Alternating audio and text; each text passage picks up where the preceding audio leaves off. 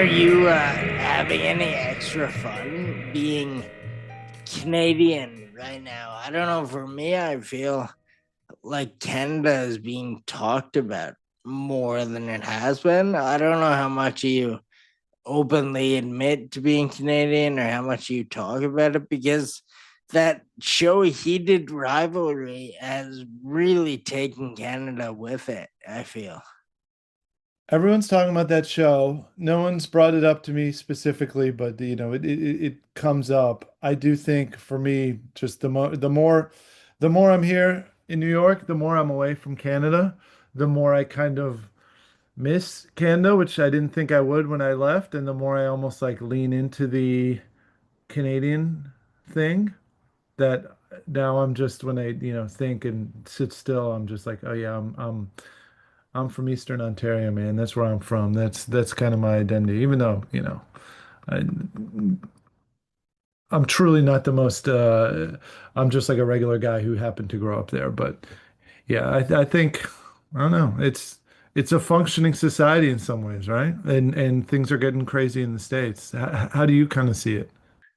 That I mean, I agree with that. I might, I'm not in the States at all. I wish I was, but what I see on the internet and stuff, it does seem like kind of it's getting really wild out there, and maybe Canada is just. It seems like we're doing okay by comparison. It's like one of those things where, like certain people aren't winning. It's just the other team is losing, and I don't want to get in trouble. I'm not saying Americans are losers or losing, but I just feel like maybe we're benefiting from them having a harder time and we're just kind of existing, and the juxtapositioning has us a bit more in conversation. That show too, like, I mean, it has nothing to do with me or really anything I like put out or talk about, but people all over, like guests I have that have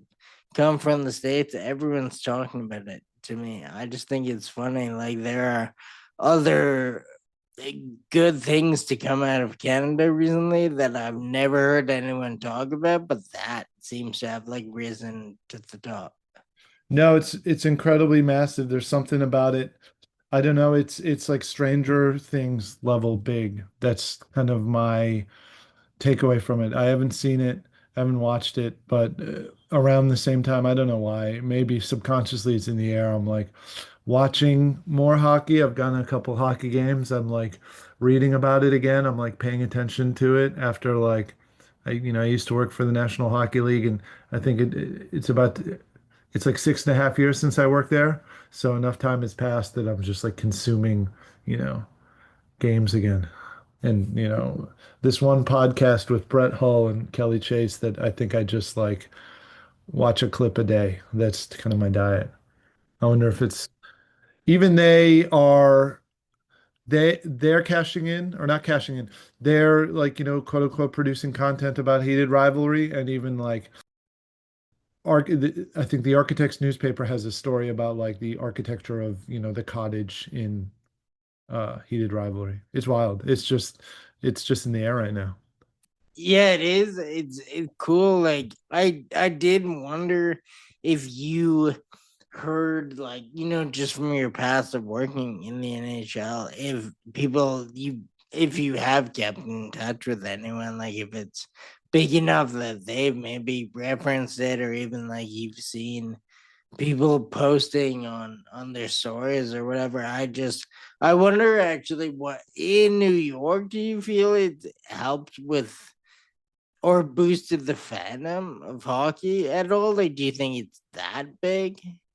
I'm not sure. It's one of these things where you can't really tell, like, maybe what the in or you can tell that everyone's in some vague way paying attention to it, and you can tell it, I think, from the amount of stories and discussions and whatever reels about it, and looking at the view counts that people are about it. But yeah, I don't keep super in touch with folks from the NHL, but that the website that they had there just played it like super duper straight.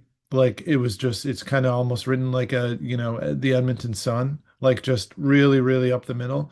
Um, like I think like, Gary Bettman watched it and they're going to pay attention to it. But from my like experience working with the league, and this again, I've been gone for like 7 years, so it's probably a little bit different, but maybe not that different, is maybe they'll do something about it like after, 3 or 4 meetings in like, September or something, or for like season 2. And I don't know, I wonder if it's like helping the game, but I mean, I'm sure it is. But it's also weird, like hockey is in it's just very, very different here than it is compared to Canada. It's almost like an alternate, it's like an alt sport sort of. You can make the case that, MMA is bigger, like, and it's just it's like a cult sport. Yeah, it's hard. Like for me, where I am, hockey is. I mean, everyone is like a diehard Oilers fan, even though Yeah. we haven't really won anything in decades. So it's hard for me to think of there being a place where hockey isn't like the main export that everyone cares about. But in, somewhere like New York, even though there is a hockey team, there's just so much to do and there's so many other things for people to care about. So I always wonder like what's it like being somewhere where hockey isn't the main focus of everyone's life half the year. Yeah, I think it's just, I mean, speaking generally as a rule for me, I always thought of it this way is if you sort of follow more than one sport, like if you like baseball and hockey, or if you like college football and, basketball or something, then you kind of that's what you're doing. That's your free time. You don't really, unless you, work in the business or something, you don't really have a life. There's not really following a team and like being serious about it takes so much time and like attention, even if it's just, especially baseball, you have to theoretically watch a game every day, for like from, February until right Halloween, maybe. So I know there's like you would be surprised at the kind of insane amount of sports fans here and almost the mm, how many diehard sports fans there are. And I don't want to say surprised, but you think you're like, oh, well, you're in New York. There's like a million things to do. But I don't know. Maybe it's, you're young if you have a kid. Kids like sports, and then also it's like once you get into the rhythm of having a job, it is a nice thing to be like, all right, like after we tape this, I think I'm, going out, hanging out with people. But if the plans fall through, I'll probably just, go home and watch the Senders, go back home and watch the Senders game. It's like the 30th anniversary of the Corel Centre opening or whatever it is. And I'm thinking, I'm like, dude, I like of all the things in the universe in my life I could be doing, I'm watching this team. But yeah, it's nice. Like it's like scrolling time, right? But like with people doing, competent stuff in the foreground. Is it like extra weird for you to watch the Ottawa Senators out there? Like I get some people might want to go home and watch a Rangers game or something, but if your team is the Sens, is that even harder for people to understand? I guess maybe it is, but I'm such a I think I've watched 2 games in full since, this season, and maybe like 5 games in total since I, left the league, which was again in like, 2019. As much as I like kind of thinking about sports every once in a while and checking in and, looking at, stat tables or reading stuff, I think a lot of it is maybe just nostalgia from it being in the air, like just being in the air so much growing up in Ottawa and like being in Canada in like the 80s and 90s, it just like reminds me of like being a kid. But yeah, like I don't think I've dropped anything to watch like a Senders game. I watched some of the playoffs last year, but truth be told, it's like the last thing on the list. I don't think I would ever cancel any plans to do it. But but yeah, the more time that passes, I'm just like, yeah, I'm from Ottawa, dude. Like this is this it's kind of the only like true team I have, which is perverse, I guess.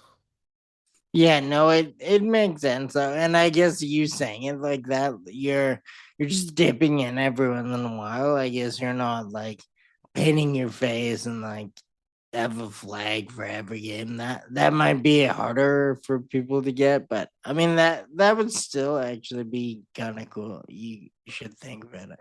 It's fun. I'll probably watch the Olympics, but I think something happened when I worked in sports that it just sucked the kind of fan out of me a little bit. And I never really root super hard or like get invested, even like years later after, I'm talking about this thing like I worked in the CIA or something, but like, yeah, years passed and I still am just kind of like, oh, well, what are you going to do? I did, I went out to Peter Luger's on the night of the seventh game of the World Series, which Toronto was playing in, so I was paying attention. And I think when we made the plans, it was like a bunch of people, and it was like in August or something. And someone in the chat was like, "Hey, that's Game 7 of the World Series," and I was like, "Dude, chill out, nerd. Like who cares? It doesn't make a difference." And then of course, like I sort of had the phone on mute, like in the corner of the table, like paying attention to the game, and took an Uber home so I could watch it, without getting the interruptions on the train and stuff. So, and then as soon as they opened the door, they tied up the game and lost. So it's fun. Yeah, I guess. I mean, you that is what do they say? Like Canada's team. I guess if you're Canadian and you care about baseball in the seventh, you kind of like you have no choice really but to pay attention to all that. Yeah, it's kind of the only game in town. I'm sure some people in like BC maybe root for the Mariners, but that's kind of it. And I know like when I was at baseball, like gee whiz, like 15 years ago, they were like sort of trying to market it a little bit more as like just a Canadian team. I think the league and the team, they were like, all right, we're getting a Canadian writer. We're like using the flag more. We're going to like lean into it. We have our own like grammar on the side where they color with a U, and all that kind of good stuff. And I know it's nice. I think all this stuff is secondary to just me being exiled from, my sweet homeland of Ottawa, Ontario. Yeah, I don't want to throw salt on the wounds. Also, it's funny to start off a podcast that's sort of under the pretense of Paris with a bunch of Canadian talk, but I mean, Yeah, truly. Like, yeah, you can edit out, I guess, whatever you want. Yeah, like if people are here for like if people are really want more of that, the Ottawa Edmonton, joie de vivre way of life, then yeah, we can do a third or something like that. But yeah, I'm down to rep, but whatever for sure. no, I'm gonna leave it in for sure. I think we're both. I mean, proud or not, we are Canadian, so it's a nice. Truly. Yeah, hopefully Jason doesn't mind. But I guess I mean pivoting to Paris, I know I think you referenced it a bit before when we talked, and I've known this just from like witnessing things you put out and seeing where you are at certain times. But if you don't mind me asking, what is your like what's your direct connection with Paris? Oh, with the event that Jason's doing? No, I like it's my understanding that you kind of have a relationship with the city as a whole. For sure. Yeah, my girl kind of gives me grief about it every once in a while because I'm just like, yeah, I live there, but I don't really. I'll go there for a month or two at a time, and I just kind of got my ticket to go back in June. But basically, what it is I kind of talked myself into a residency there, which is sort of a glorified word for like, a cheap apartment. And having grown up in Ottawa and my dad studied in Paris and his whole career was spent in French. He's American, but so we grew up speaking French around the house. So I had French and I just kind of was like I'm working on kind of a longer gestating kind of project, or I guess I could say it. Like I started writing a book during the pandemic, and I wrote about it in this kind of confession thing for ID magazine and Substack, where I was just like, yeah, I looked into finding this residency and it was in Paris and I kind of picked it because Fred Wiseman, the director, the like brilliant documentary director in his 90s, was there and I was like, well, that sounds cool. Maybe like, they'll take me for a month and I went there and I like it a lot and it's right in town. It's, truly like a great place to work and it's chill and it's it's in Paris, it's paradise. It's like the best place on the planet. I sometimes think about it as like that's like it's like the peak of civilization. You have cities and everything that people have worked at for thousands of years to build cities and do that. It's like the height is like I don't know, without being like a cheese ball. It's like Paris in summer, spring when like the weather's nice and the light is like the sun is like yellow. It's just crazy. It's just such a nice place and being able to be there and have I don't want to say fewer distractions, but the clock is different. So it's just like no one hits you up until 2, 3 p.m. and you just gotta get a lot of stuff done. It's awesome. So I try and go back every year so I can make more headway on the book and wrap it up and hopefully it'll be done before then. But it's awesome. It's the best. It's not home. Every time I come back, I'm like, and I land and I take the Uber from JFK to my house like Soprano style. When they come back from Italy and it's just like KFC and like wheel balancing centers and it's just a mess. It's still great to be back home, which is, New York, I guess. I was actually gonna ask how difficult the transition was. Like every year when you come back, like you're talking about the clock being a bit different, just the lifestyle being a bit different. So is that like super hard to bounce back from, or like is it cool doing both? There's always a hangover for sure. I think the first time I came back, I was just like, well, you know what? I was just in Paris. Like things are different now. I need to handle my work differently when I got back. And then, a month passes and I was just like, dude, like I don't want to say fantasy world, but I was like, dude, you're back in New York. Everything costs like three times as much. Like you have to, hustle more and you can't, put your feet up for really, it's only like 2 weeks or something. And yeah, every time I come back, there's like a true rude awakening because I mean, I don't know how to say this. It's almost so cliched, but like life's just better over there. It's just things are cheaper, which is nice.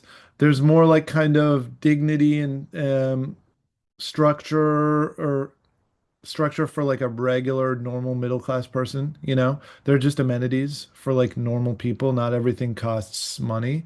And a lot of that is, look, in New York, you leave the house, $20 flies out of your hand. You leave the house for a day, it's like a few $100. That's just the way it is around here. But I will say every time I come back, I'm just like, well, yeah, I guess maybe it's better there on paper, but it's like not home. There's something about it where it's like truly the best, but there's something about it that I just like can't do it. And I'll feel the same thing if I like go to Canada for like a week or two. I'm just like for a few days I'm like, "Oh my God, this is it." And then I'm just like, I don't know what it is. Maybe I've just been in New York too long, but that's it. It's you kind of can't math it out why it makes more sense to live here. I think it's just it's America, right? I'm guilty of. I don't even know if this is the point of what you were saying, but I do that too. Whenever I travel, it's like I've had some epiphany, and on the flight home and on the like car ride home from the airport, I'm thinking like I learned so much when I was gone. Like Yes. I'm gonna be moving way differently. It's time Yeah, to yeah, like yeah. log in and do all this, and then a couple weeks later, I've done not like barely anything to actually reach that goal of the new me. So I know exactly what it's like to be home and think I'm changing and then not really changing. Maybe sometime, maybe next time. I always wonder what it is. Sometimes I'm just like, well, I'm in this apartment in Paris and I have like 8 things with me. I have my clothes and a few books and my laptop or whatever. And but there's not really that much furniture. It's not a possession. It's not like they don't care about possessions there, but I'm just like kind of on the road. And then a lot of it too is I was just kind of like every day you're there, you're just kind of like, damn, all this pain in the ass, like groundwork I did to set myself up here. I'm here. And then you just like kind of feel like you feel accomplished for being over somewhere for like doing nothing. But yeah, at the end of the day, it's not like real life. And I will say like an average like Tuesday or Wednesday here, not in some sort of delusional sense, but it's like good. There's the only thing that kind of stinks to me about New York is that it's just a little expensive, but it's just like better. I just I can't complain about any of this stuff, truly. I guess it's sort of like what I was saying, I think, before we hit record. Like, if you Yeah. really didn't like it, you can move, right? So you must Yeah. love New York, or else you could do Paris permanently or whatever. Like, you could leave. I did think about doing it permanently, and then I went there in like, the spring and it was just like frigid, and I was just like, dude, I don't know. And I don't really have a network there.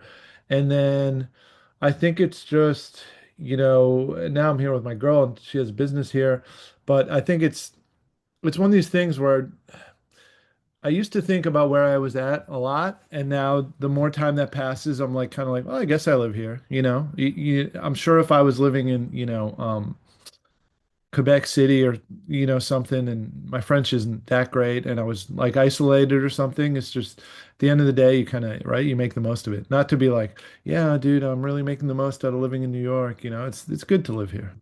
How does your French do over there? Because I assume Quebec French is different from like true Parisian.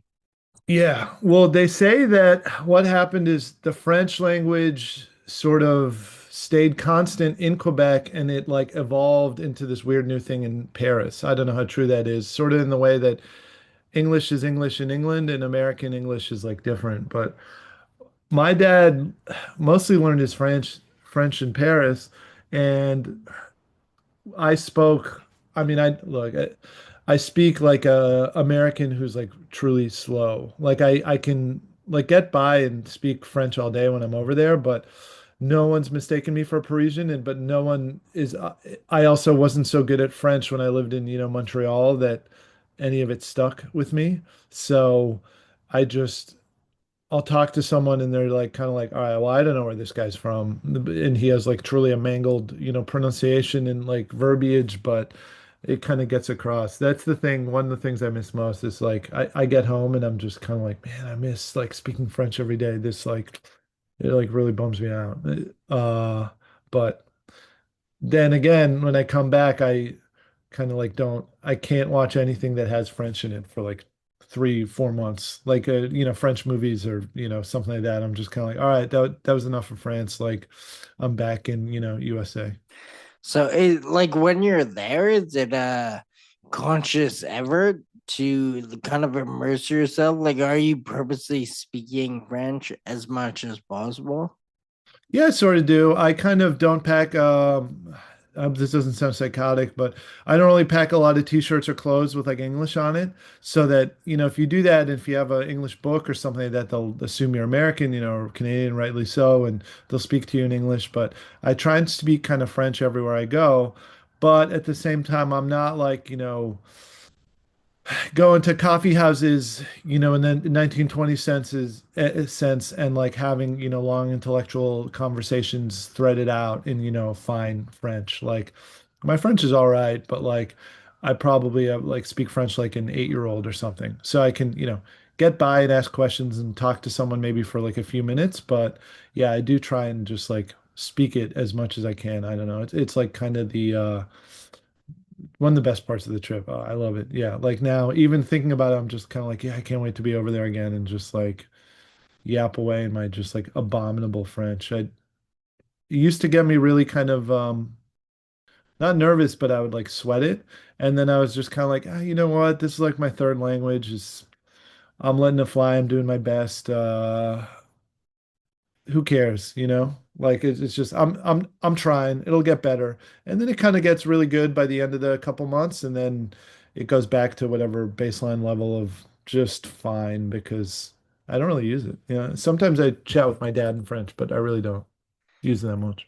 Yeah, I was thinking about like a good workout for sure if you're there annually, but if it's only once a year, you must get rusty in the off months. Yeah, for sure. And then, the first week or two, I just kind of like, man, I just want to get a coffee or like, go do this thing. Like, why do I have to turn my brain on? And it makes you remember how like you can sort of get through the day in like a zombie, like not or not a zombie, but like in a much less present way if you sort of don't have to, think about what you're saying, like literally. And then, I don't know. A lot of the kind of, revelations I have when, not revelations, a lot of the things I think about when I'm over there are just like true college freshmen, like just kind of like, damn, the people here who are like speaking their third language, they have to do this shit every day. It's just like, yeah, I mean, but the trite things are true, as they say, right? Do you like I mentioned you doing it permanently? Do you have citizenship? Because like, do you have a work visa? No, I have American citizenship, which is how I live here, thankfully. But no, I don't have it over there in France. And I mean, were I to look into it, which I think I'm honestly I'm less like geeked up about it now. I think then I think there's a path where you would, theoretically claim residency and do that, but I haven't looked into it that much, but I'm not against it, and I do understand why people do it, but it's kind of the end of the day. I'm almost skeptical of it, where I'm thinking like, hey, do you think just moving to a different place is gonna quote unquote get rid of your problems? It's like you get used to the novelty, like eventually like wears off, and like life's kind of the same everywhere. Do you think? I mean, not to say that you're young, or I mean, not young Definitely or not. No, I'm old, not. but do you think like it's good to be in New York? Like, because you're always every day is your youngest, I guess, in the Yep. future. So, do you think New York makes more sense now? Like, what about Paris when you're older? It could. I think New York makes a lot of sense now, if only because just for work, and I'm here. I have my place, and obviously with my girl. So to me, I'm just not to get too personal, but I'm like, well, she lives here, I live here, But yeah, it's sort of it's like home. I think it's the longest I've lived anywhere except for, Ottawa when I grew up, and I'm like a couple years away from that. So it's like who knows, what the kind of future brings, but it's home, and it also makes sense on this kind of like, objective, kind of goals level without getting too clinical about it. And then in the other way, I'm just kind of like, yeah, I like living here. I tested out LA for like a month, that doesn't really count, but I was just like, I don't know if it's for me. And then the same thing, Paris, I don't know if it's for me. If I had to move back to Canada, I'd be truly fine and like happy to do it. But I'm just kind of like, well, it's working now, so let's just ride it. Did you think LA was gonna be permanent? No, I was just testing it out. I was like kind of like, okay, well, let's see what this is about. And it was like different than I expected, but a lot of it too was everyone I kind of spoke to who lives there, which, isn't a very big sample, but they were like, yeah, it takes about a year to like get used to it slash like it, So who knows? Maybe. But now I'm just thinking, I was like, oh, my folks are in Toronto. New York's close, and like, it's good here. It's good living here for like work reasons. So I'm just kind of like, it's almost like that simple. Like, why reinvent the wheel or think super hard? It's just like sometimes you just end up living where you're living. Maybe, I don't know, that makes me a townie or something.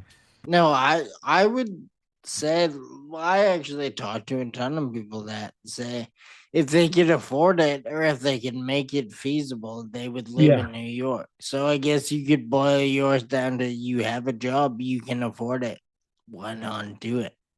For sure. And then the thing is just kind of like, okay, well, you get older, it costs amount. How are we going to do that? But I almost think about it simply where it's like, what else do we do all day except like, kind of work and, try and get ahead? Not truly that simply, but it's just that is kind of one of the nice things about, working for yourself is you can, you push it, and, I don't want that being too cheesy. There's no ceilings, and there's so much money in this country, but especially in New York, it's like it's crazy. You forget sometimes how loaded people are, which that doesn't really mean anything about trickle down.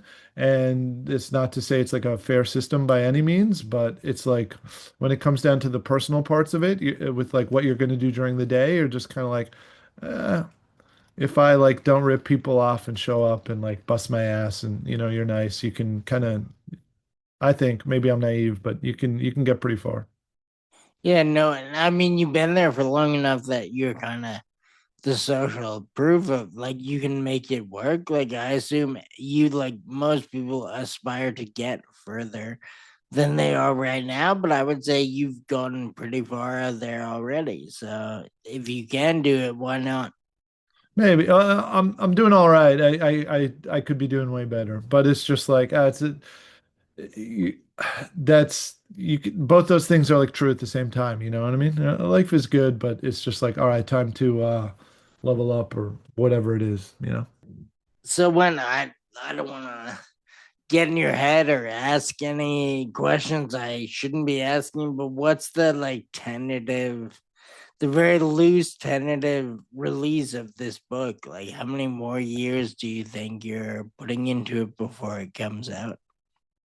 I think I'm a few weeks away from like having something to show to like a couple of, early readers.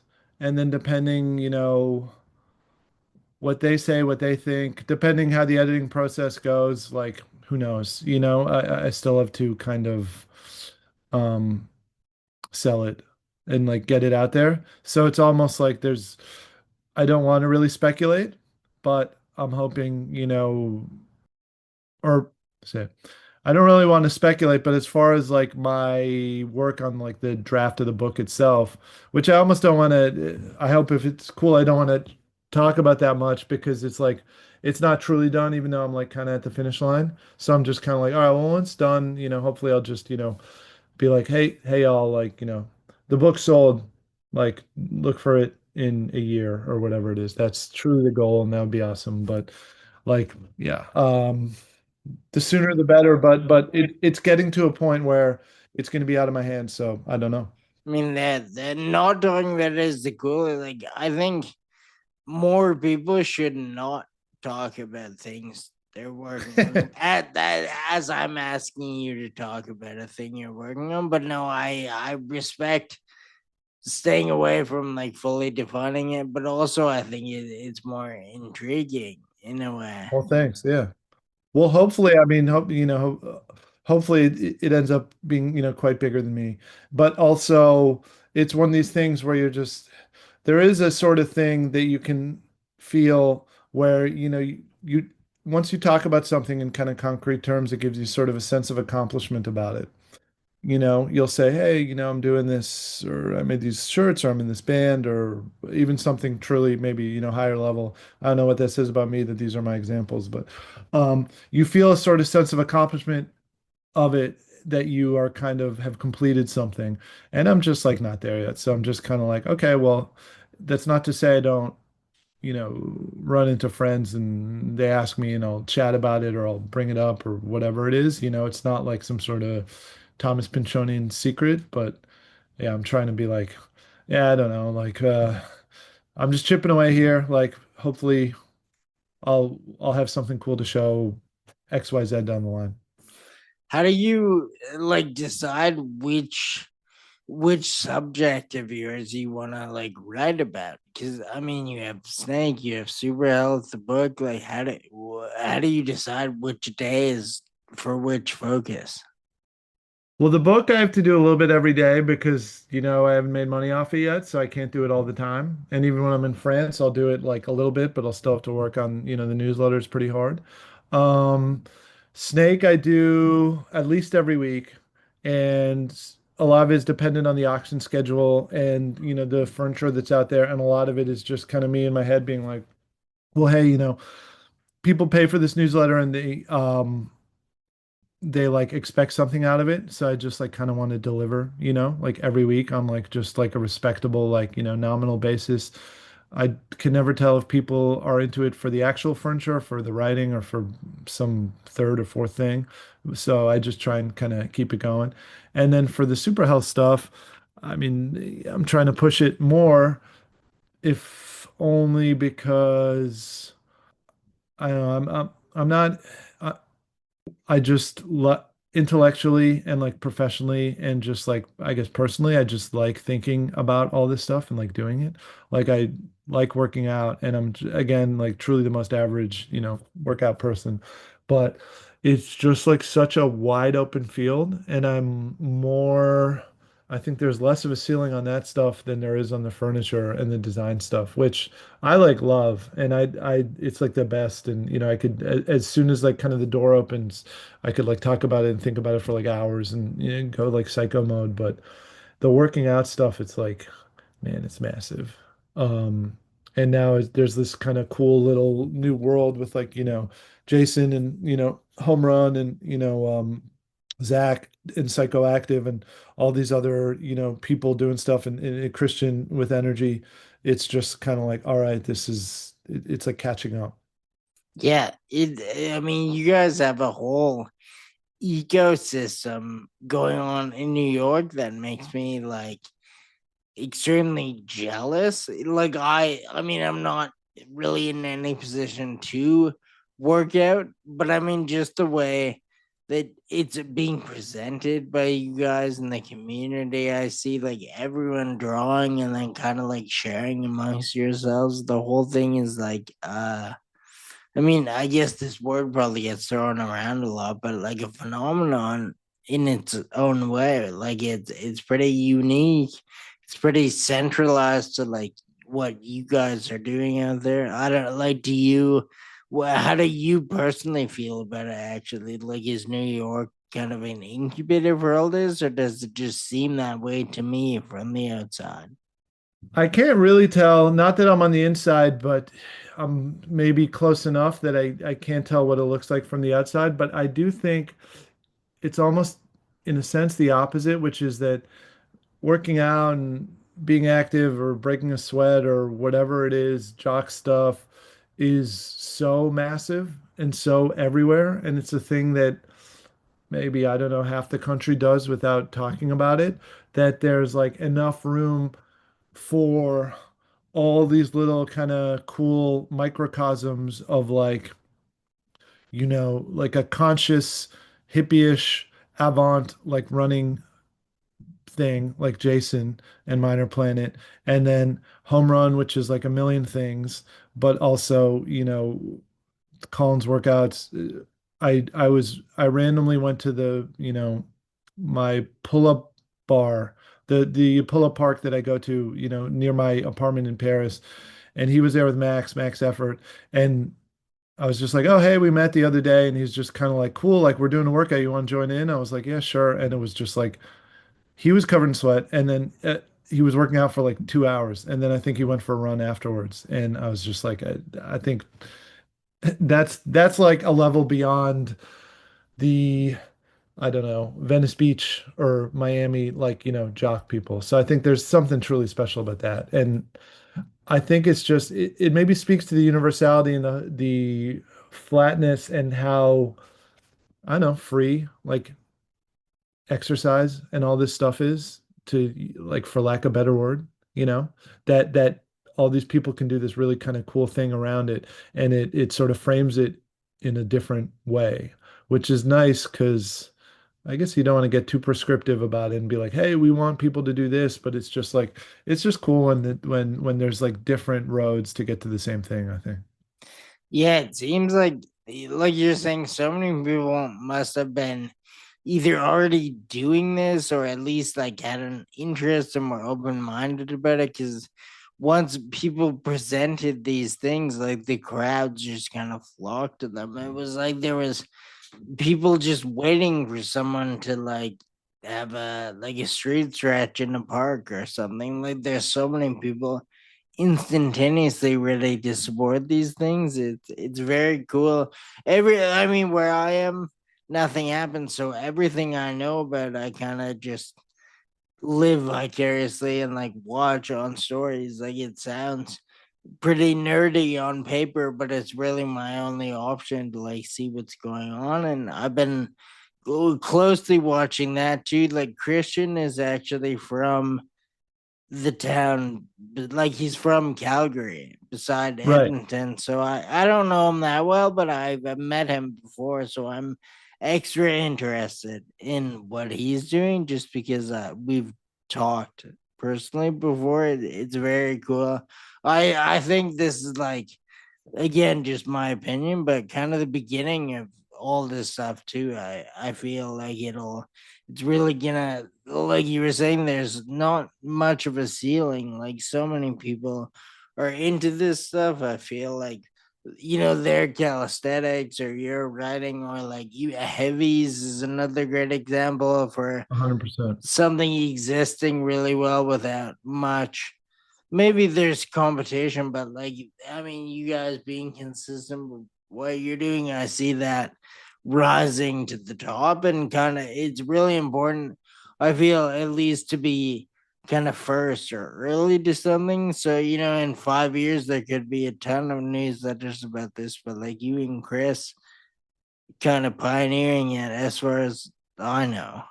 It would be sweet. I mean, the one thing that's interesting about, writing about working out is, and working out in general is it's kind of been around forever, and people have been saying the same thing since like almost, you can go really back, but like it's conservatively like since the 1890s. People have been selling programs. People have been saying like, hey, this is how you get strong. This is how you move around. This is how you do that. So to me, the way I see it, I'm just kind of like, all right, I'm like the guy, or I'm one of the thousands of people doing it, in 2025, 26, and Chris and I and a couple other people are like kind of doing it our way, which I think we're doing something like kind of pretty cool. And Chris, especially, he launched his a little bit before mine, and he's kind of truly a trained reporter and journalist, and he approaches it from this kind of uniquely discreet position, that's different than mine. And we both sort of do the same. He has much kind of different workouts than I do. He does a lot of Muay Thai, I think, and he's like quite good. Um, but yeah, the way to think about that in like, the work that Christian is doing, where he's like down with like, a lot of the different, calisthenic scenes and like crews in New York that have been around for a while, is that like there's just like a lot to go around, you know? Sometimes maybe it's coming from like, I can't speak for anything else, but like coming from like, hardcore or, certain music scenes, it doesn't feel like it's not crabs in a barrel, but it just doesn't feel like there's maybe a enough, light to get everyone tan. And then with this, it's just kind of like it's like working out, it's like breaking a sweat. It's kind of the most mainstream thing there is in this like kind of cool way. It's not very weird, clothing or furniture or some sort of, aesthetic thing that has a ceiling on it because it's difficult to, inhale. I don't even think there's a kind of gender line about a lot of this stuff, which is that's neat.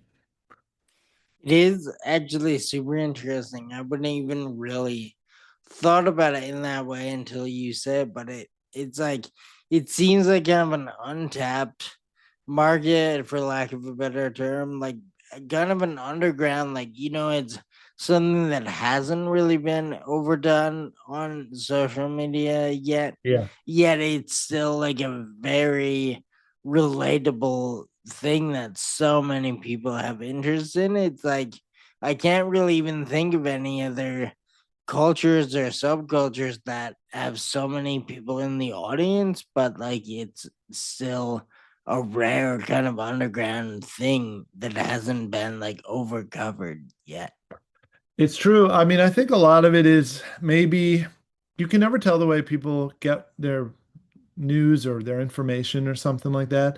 But one reason why I like, kind of writing and talking about this so much is because it's almost like it's sort of impossible to cover it correctly by journalistic standards in a very broad way. Because anything that you write about, maybe exercise or working out or diet or something like that, is context dependent and it involves nuance and it involves maybe more wisdom than knowledge. So someone knows, like, hey, yeah, like not every food is for everybody, not Every workout works at this certain time. Sometimes more is better, sometimes less is better, XYZ. You can make all these kind of crazy exceptions. And the only way you can kind of talk about it in a maybe mainstream, podcast, magazine, something like that, is through a very um, narratively directed voice, which is like, you know, do X, don't do Y, do Z, do this. And now that everything is fractured, you can, I think it's more individuals are able to kind of get to the maybe broader esoteric understanding of these things by being like, all right, let me get some of the knowledge from this guy who's into this stuff, some of the knowledge from this girl who's into these things, XYZ. And then if you're like intelligent person, you can put them all together. It's almost, it's weird because as subculture as it is, all these things are like, I think everyone maybe knows what the answer is, which is just like, yeah, break a sweat every once in a while, like, do push-ups until you hit this number and then, do other stuff and kick the ball around. And if you want a specific goal, you do that. But something happened in the last 20 years that Gen Pop people are kind of following maybe a headline and as opposed to I don't want to get too, freaky, but like the kind of no BS understanding of like, yeah, you just, I don't know, you break a sweat a little bit every day. And if you're serious about it, then you maybe have a kind of a program. Oh. Do you like if you had a guess, or I mean, I'm sure you know based on analytics and don't give away too many secrets, but how many people that read super health are like like they're just getting into that type of stuff and then they want to subscribe to like keep up with it? Or do you think a lot of your readers are like seasoned people who have been into that for a while and then they just want to maintain that by reading? I would assume I haven't done any like crazy kind of, like polls or like reader surveys. Um, and I'm like kind of interested in doing that. But I think for the most part, the audience, and I can never really tell, but I don't think it's like truly seasoned, lifting, active, people because I'm not really giving knowledge in that sense. I'm not like, an ultra marathon or like a guy who can do like 200 muscle ups or, I'm like truly the most kind of average guy. I've been, working out since high school. And then, I'll send you a photo and you'll be like, damn, this dude's been working out since high school. Like, why would I listen to him? But it's more like, I think individuals who are maybe starting out and gonna be like, okay, like, how can I find out about this stuff? Like this shit that is maybe, in the news or on reels, like where can I read something about it that isn't, I don't want to say like that is not skeptical, but that is sort of maybe open to it and also skeptical at the same time. Yeah, I would assume there's more optimism than skepticism when someone's like reading it. Some of this stuff where it's just, and again, I think that's the way kind of, professional journalism is set up, where it's very important to be skeptical if you're covering, I don't know, Parliament Hill or the White House. You have to do that so that they don't, throw, any fastballs by you. But when it comes to just, I don't know, grocery, like some groceries and, the benefits of exercise and all these things, I'm not in the bag for any of this stuff. Like, I'm not here to make, the beef council or whatever money, but it's just kind of like, these things are true, dude. Like, let's move on. And yeah, so I think, so getting back to it, I think most of the people who read it are just kind of like, oh, like, I would like to read about this stuff from, let's say, a normal person who is interested in this stuff and knows a little bit about it and who like, I work as a writer, so hopefully I'm explaining things like, clearly and normally enough. And I think I've been doing it for so long that I've been thinking about this stuff forever. But yeah, I don't think anyone's like going to be like, all right, how do I take my, deadlift from like, 600 to 650? Because I would just be like, kind of like, dude, like if you're here, if you're there and you're reading me, it's not for the, kind of granular advice. And you're back podcasting. I know, like when you like early on before we ever met, you had some episodes and then you didn't for a while and now you're back. Do you I mean, I guess like one of my least favorite questions maybe is when people ask what are my plans for the podcast? But hating that question, let me ask you, what are the plans for the podcast?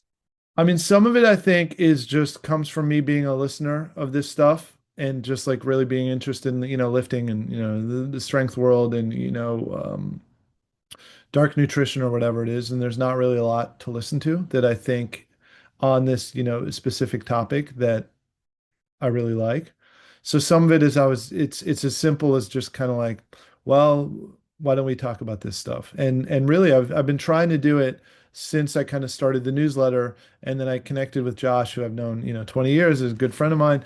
And we played in like bands together like eons ago. So there's that kind of rapport. And yeah, the goal for it is just to, I don't know, get better, like to have for the without getting too precious about it, just to get better at explaining what I'm actually thinking, to get better at, asking questions, and also to like present stuff on these topics from not two like champion lifters, but just like two normal people who are like into this stuff and can like hopefully speak clearly and with like, a point of view. I think even if you're not like a crazy super duper lifter or like are into raw milk or are into red light or even the stuff I'm into now, which is like truly the least weird stuff in the world, like push-ups and like, groceries.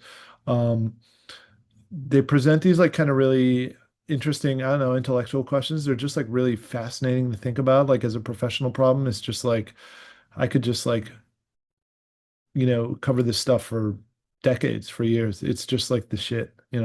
So it's almost that simple. Like I would like to get better at talking, and listeners can and yourself can weigh in on how well I'm doing. Have you like can you ascertain so far, has talking like doing the episodes, has that helped with the writing and vice versa? Like do you learn different approaches to either from the other, like the opposite? I think if anything, the pod comes after the writing, so it hasn't super duper influenced the writing. And the writing too is, I mean, I don't have an editor. I'm writing for myself. I will do a longer essay, and then the essay will take a while because I have to leave and come back. But it has, I hope, gotten me a little bit better at explaining. I think it's maybe made the writing a little bit here and there, a little bit more clear and direct, if only because I'll be editing the podcast episodes, and I will notice that I'll frame. And this, I don't want to get too like into the weeds here, but I'll notice I'll frame a point in reverse. So I'll bring up the counter example before the example, or I won't use a specific word and I'll speak vaguely about something. And I've I want to get clearer and actually say, hey, this is X, like this is what RFK's food pyramid is. This is why I don't like it. This is why I like it, whatever, as opposed to being indirect and couching it and talking about what people are thinking and that it's, I think the more direct you are and the more, I don't know, upright you are with when you say things, there's kind of a simplicity and maybe even strength in that. It's either way, it's those sentences read nicer, so I'm happy with slowly getting better at this stuff. I'd like to get better quicker. I'm really curious. I know, like, obviously, every writer, like, not even just on Substack, but I assume it's amplified on there. People are gonna hear from their community a lot. Like, when people agree or disagree, they're gonna be more vocal about it. I wonder, like, without naming anything specifically, like, have people either really liked your takes or have they really not liked your takes and let you know? I think, let's see, the people who are signed up for the newsletter, I think for the most part dig it. Every once in a while, I'll get a response and someone will just be like, another one of these things, you have to shut the fuck up or whatever it is. And you need one of those a year to like let you know that like people are reading. But for the most part, it's like, yeah, it's this kind of cool, I don't want to say community, but it's kind of this cool little scene around this newsletter, Chris's, a couple other ones of just folks who are interested in this stuff and like talking about it and are bringing different things to the table. And I met a couple of these, folks, and it's just dope. And then there was one instance where I did a guest kind of fridge rundown Oh yeah, with Kate Stone. with Katie, yeah, who I like a lot, and she does her newsletter and is super poppin', and she always has good ones.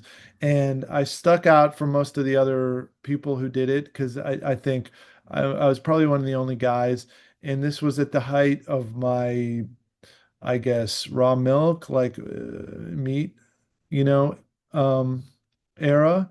And so there were something like 50 or 60 comments, just kind of like, I can't believe. And oh, and it was right after the inauguration. So it was like a year and a half. It was like a year ago, right after, kind of Trump got elected and RFK was about to get confirmed. RFK Jr. was about to get confirmed as the health secretary. And so there were all these comments just being like, kind of like, I can't believe you're platforming raw milk. I can't believe like this person this person being me is like going to get people killed. This is truly irresponsible. Like this guy doesn't know anything. And it's just kind of like you're totally deluded and all this stuff is bad for you. And someone's making fun of the fact that I had blackstrap molasses in, my cabinet. And looking back at the diet, I'm just kind of like, yeah, I mean, I think I, dialed it up to a 5% more to make it seem like more esoteric. But I was just kind of like, damn, dude, like what I do think I don't want to say it's not that serious, but also the way I feel about all these things is just like, gee whiz, like raw milk is like truly legal in California. You can, go to Sprouts and you can buy it. That's, the California economy is like bigger than, I think most of the country. Like this isn't, I don't, I don't know if I'm normalizing this thing. And it's truly normal to begin with. I try and kind of ignore that energy, if only because what are you going to do? People think how they think, and I feel like you can't truly change people's minds. But yeah, it's kind of bonkers. But I don't know. God bless. I felt bad for Katie. I was happy with it, and I was like cracking up. But I was really worried. I was like, damn, I hope this didn't lose her any subscribers or like bode ill for her newsletter or any of that stuff. Although we'll say like something has happened the last like couple months where there seemed to be all these like kind of. I mean, this is only news, so you can never tell, but editorials sort of in the bag a little bit for RFK's new diet. So people are coming around. Yeah, I that's so funny. I know exactly the article. Like I read it. I love your stuff. Obviously, I'm a fan of you.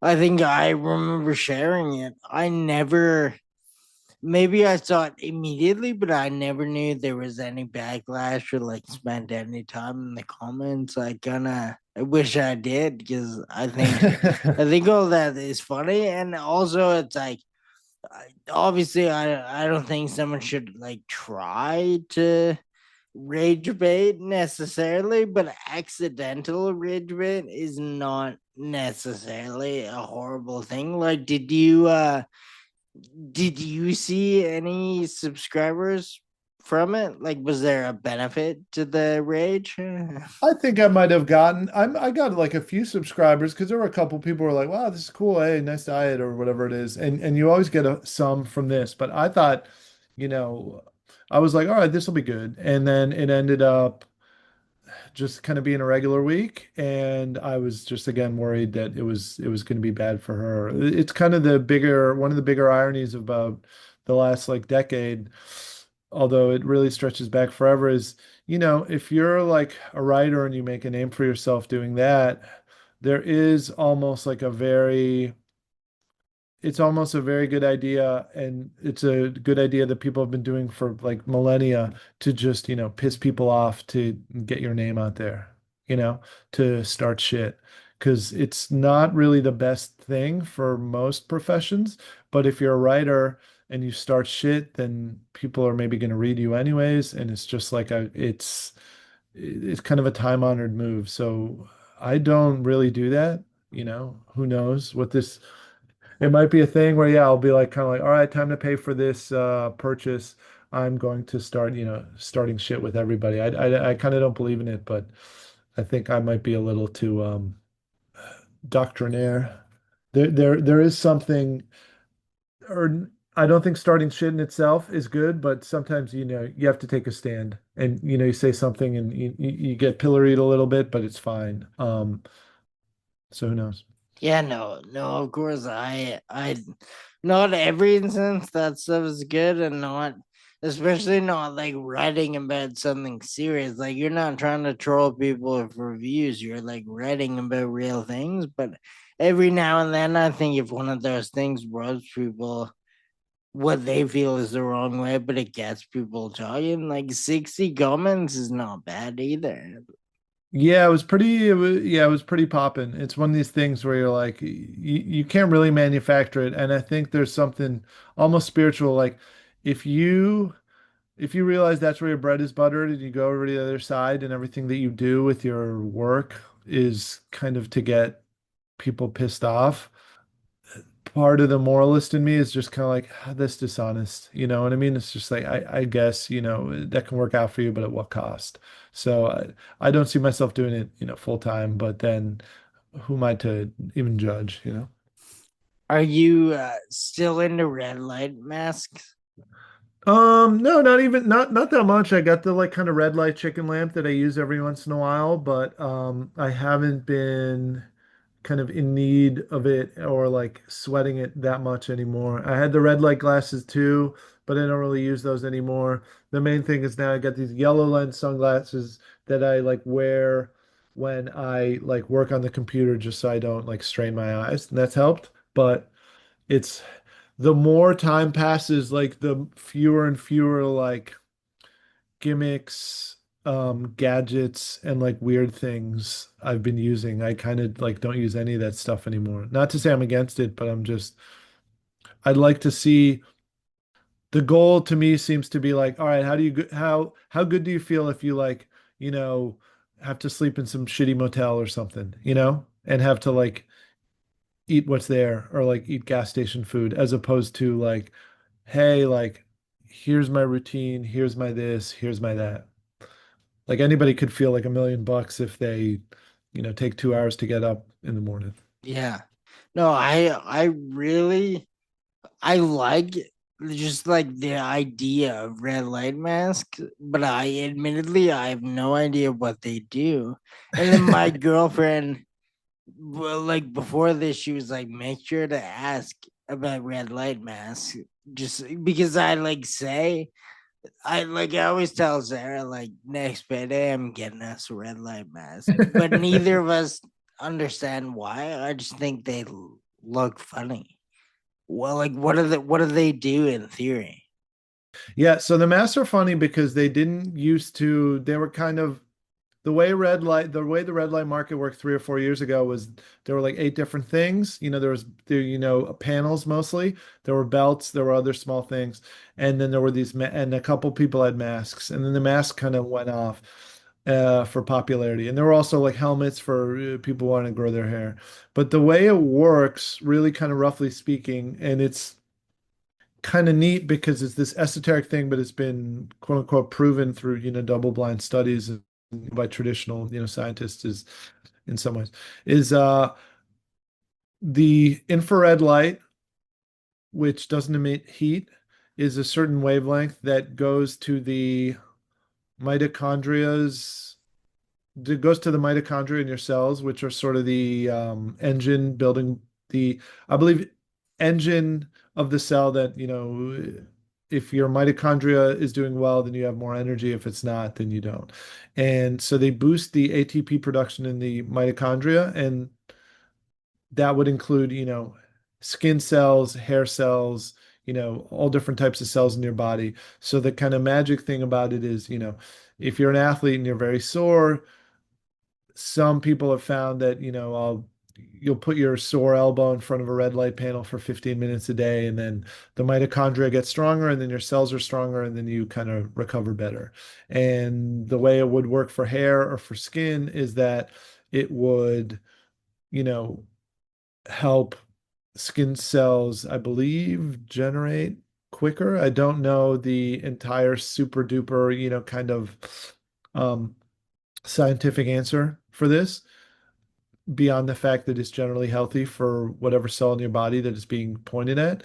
But a lot of it is, what do I say? So I'm kind of giving a kind of unsatisfactory, vague answer, but a lot of it is it's not like it's a product that needs to be defended. It's, hey, maybe, if you want to use it, use it. It costs, $80. It's up to you.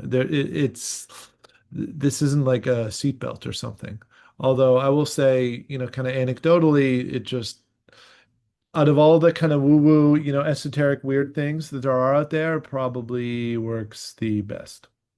It's like, it's not BS, To the extent, I don't think it solves problems for everybody, or it's maybe not the only thing that solves problems, but it's kind of one of the only things that you can add to your toolkit that could, help you. But then if you parcel out like what does sleep do for a person? Sleep is like a bigger deal than, a red light mask, you know? Oh, well, either way, I mean, that's a valid cosign for me now. Like I thought they looked funny, and now that you're saying they're one of the more like proven things, now I want one even more. Now Sarah's gonna have to hear about the potential purchase next paycheck. Well, you can always do the chicken lamp, which is just literally you go to, Rona in Canada or like, Home Depot or something, and you get, one of those big, chicken lamp casings, and then you just get the big, red light bulb. And because they paint it red, it blocks out the blue light and it's hot. So it's not infrared only, but you can get some benefits from that. And that's like, $20. I like the belt over the mask, if only because if you buy the right belt, it has more, lights and it's cheaper and you can also travel with it a lot better. But I also think like if you don't have one, it's not the end of the world. I'm not gonna let Sarah hear that part of it. She needs to think it is the end of the world if we don't have one. Yeah.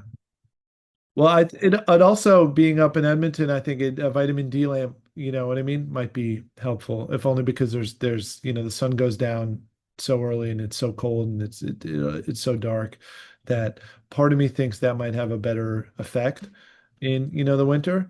But there's always a danger when you get into this kind of recommendation, space that I'm saying one, maybe recommendation in a context dependent way for you, but it doesn't necessarily apply to everybody. And it also doesn't mean that, um, it works magic or it does anything besides um, what it does.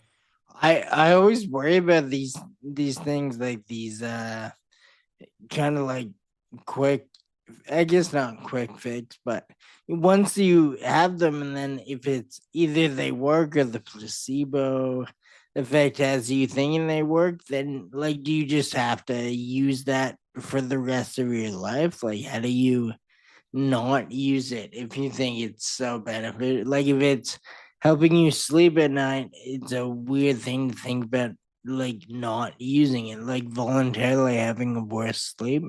So I'm cautious to get it because if I love it, then it's like I need it every day or it's gonna feel empty without it.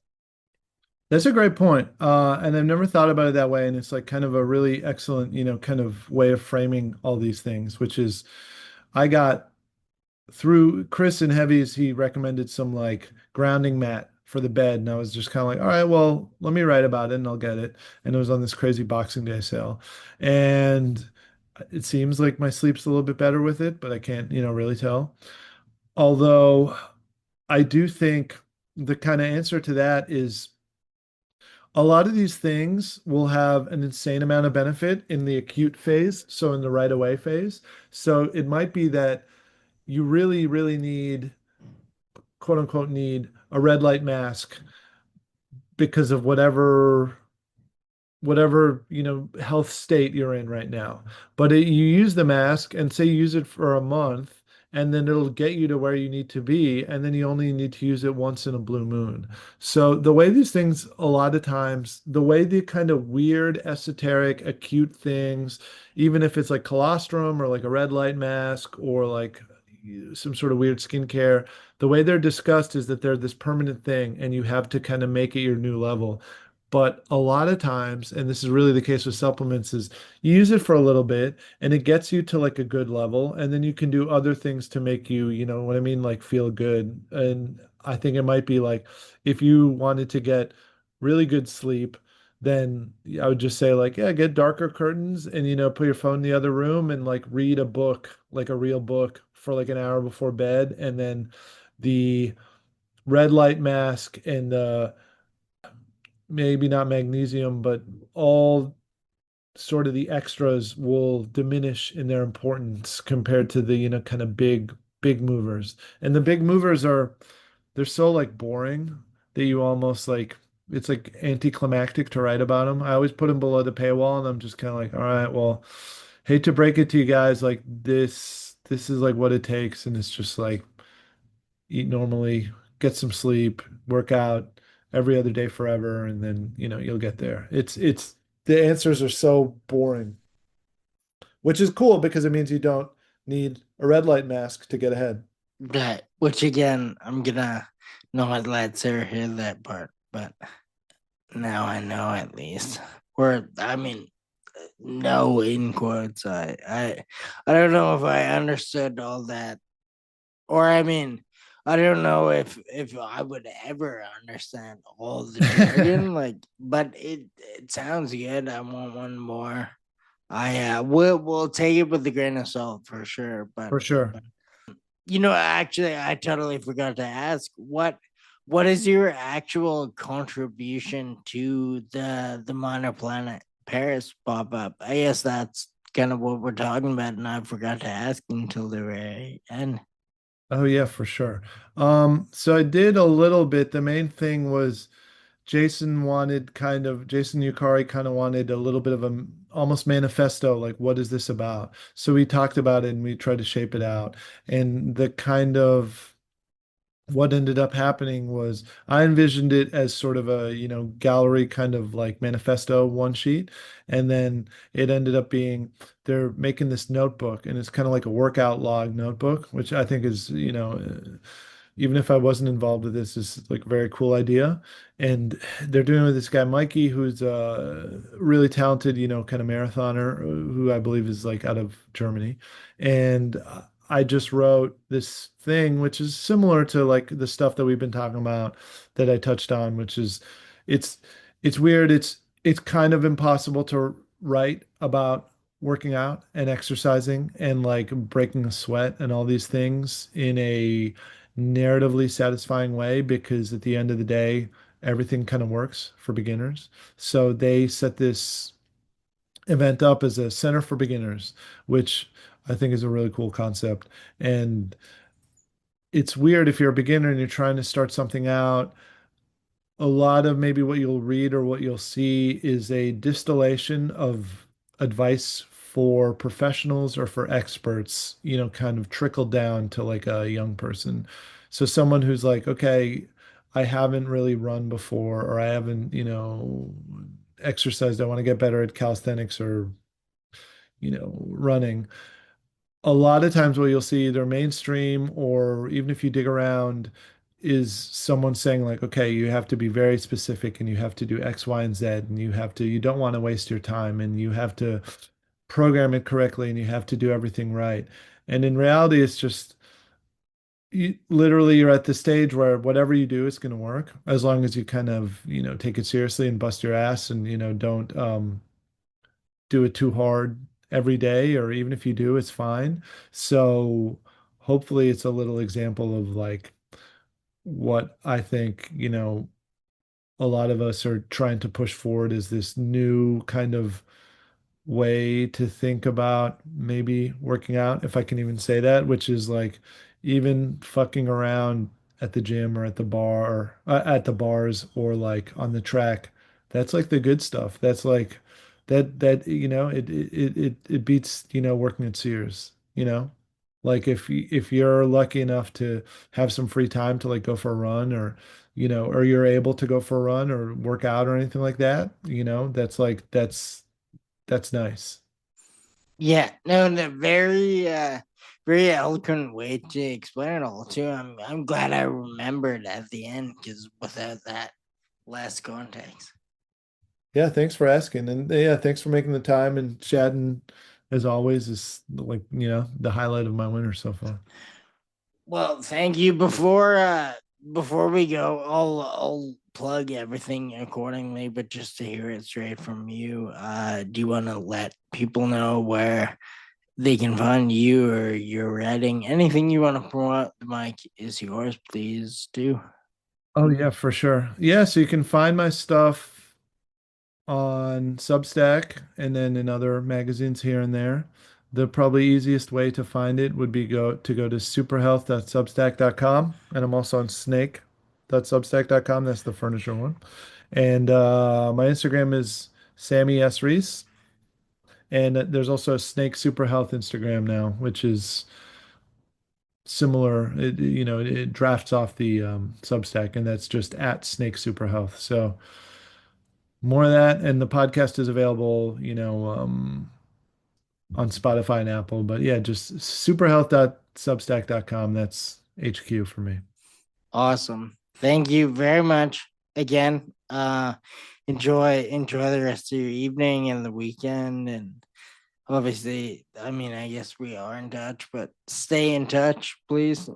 Always, 100%. Yeah, we'll start a daily chat during the Olympics when Team Canada is taking on the hated USA rivals. Yeah, yeah, of course. Thank you very much. Thank you, man. Always a pleasure. Yep. Ciao, baby. Peace. Later. See ya.